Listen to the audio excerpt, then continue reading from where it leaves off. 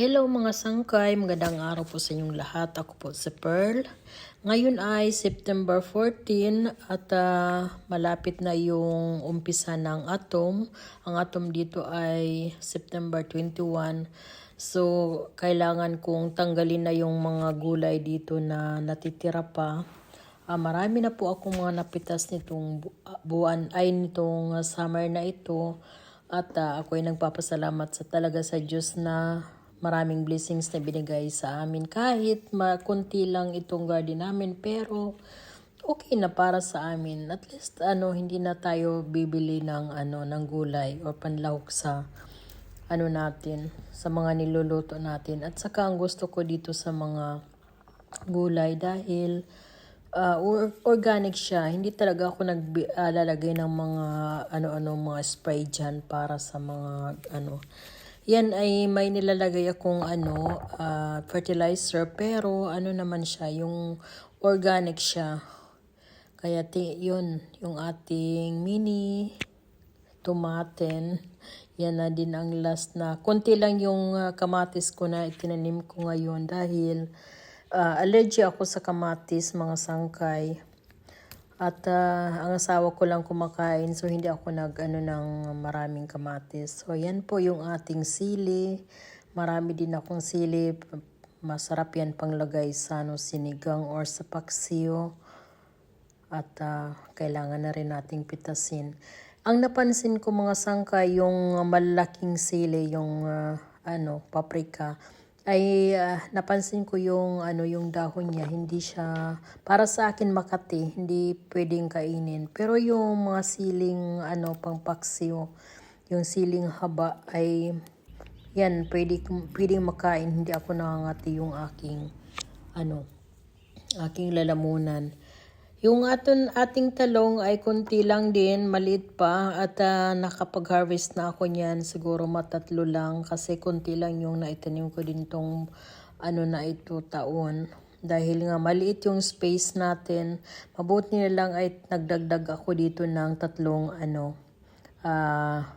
raised garden beds. Ito bigay ito sa akin ni Vigiga. Kung gusto nyong mag-order ng mga ganyan, i-search nyo lang yung Vigiga. So yan po yung ating sitaw na mahaba. Marami na rin akong harvest nito. At sa tingin ko ito na rin yung last na harvest natin ngayon, yung sitaw na mahaba. Mayroon dyan na yung insect. Inano ko siya para hindi siya mamatay, nilagay ko lang siya diyan sa lupa. So tanggalin na natin yung ating sitaw na mahaba or string beans. Yung mga ibang mga sitaw, mga sangkay, wala na silang mga dahon, wala na silang mga bunga. Kaya ang ginawa ko tinanggal ko na rin yung ibang mga sitaw na alam kong hindi na sila mamumulaklak. Dahil sa ngayon medyo malamig na. Hindi naman siguro na lang 18 or 20 degree. Minsan mainit pa, pero pagdating sa gabi medyo malamig na rin. So tanggalin na rin natin yung ating pipino. Yung pipino po natin dito ay mayroon siyang tinik. Pero meron din namang nabibili na walang tinik. Pero yung natanim ko ngayon ay medyo may tinik. Ngayon ay mag-ani po tayo ng ating mangold. Sorry. Yung mangold po ang maganda itong mangold kasi hindi ito namamatay. Hindi siya namamatay sa winter. Tumutubo siya ulit sa dating ulit ng summer. So, yan ang maganda po dito sa mangold. Kasi pwede mo laging mag-harvest lagi.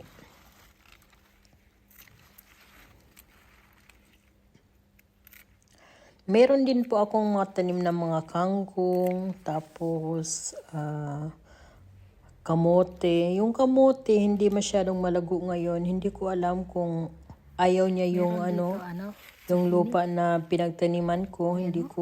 Pero hindi naman siguro sa kasi lumaki naman siya. Kaya lang, late na siya tumubo Last yung ating na kamote.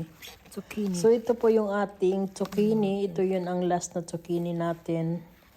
At Tapos ito naman tanggalin na rin para ito kasi next year pinaano ko siya pagka yung sobrang laki ng next year para zucchini, sa yung buto. kanyang buto ay sa mga tumitigas. seedlings natin. So nagtira din ako ng ng Baguio beans, ay yung beans na bush bonin ang tawag yan dito. Naman Hindi mga siya sangkay, maakyat. yung dahon ng sili. At para tanim natin next Para year. sa tinola. So nanghinayang din ako yung dahon ng sili. So tinanggal ko na din para Pero yung ginagamit ko na para sa tinola. Masarap ito sa tinola. ay lang yung sa sili lang, hindi yung sa malaking bell pepper kasi mapait.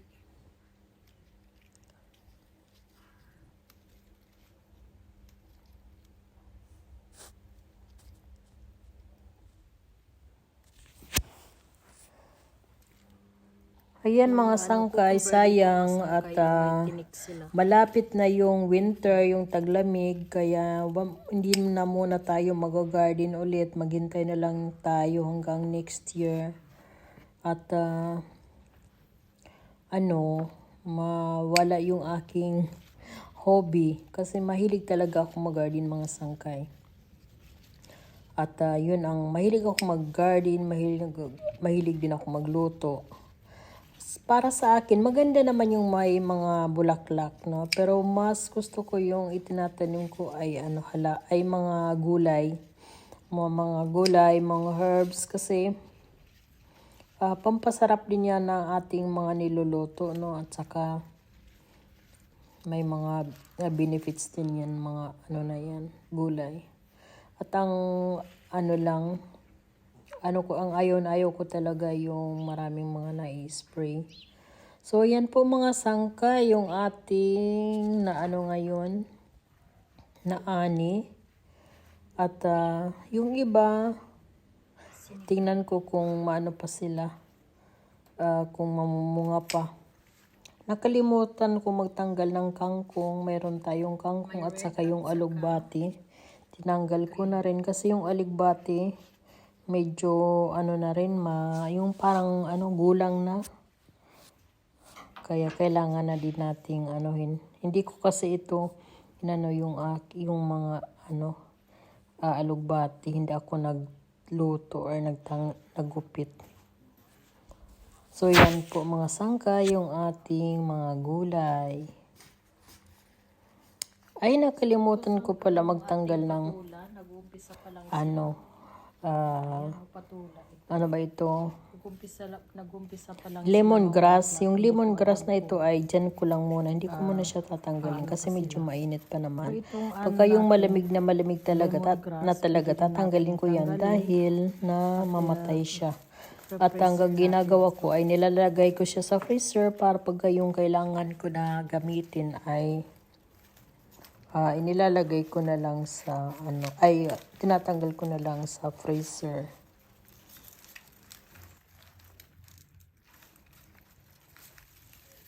Nahihirapan po ako masangkay magbunot ng tanglad.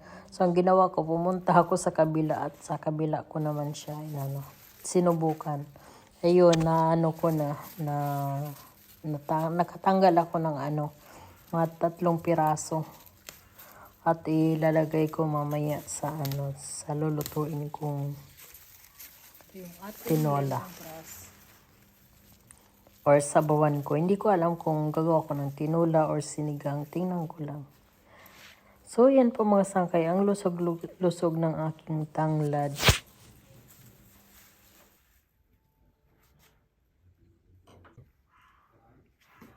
So, ito mga sangkay yung ating harvest ngayon. Meron pa siya doon, pero ito yung ibang mga natanggal ko na ay last na talaga. Bukod doon sa mga herbs, hindi ko pa siya tinanggal. Meron tayong ano ba ito? Kamuti, daon ng kamuti.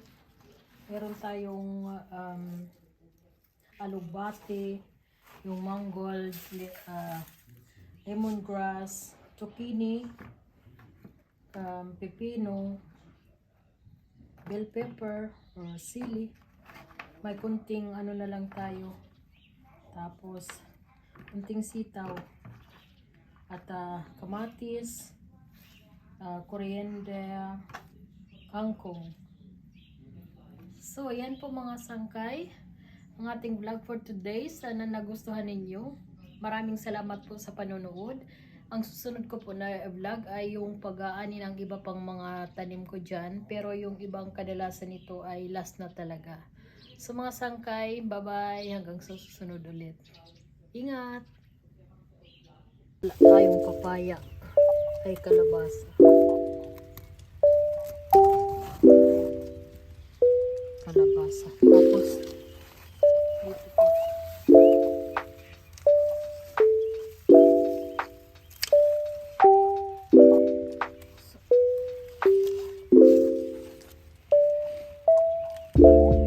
Ang ating mini squash. Kalabasa. Hindi na ito lalaki kaya tinanggal ko na.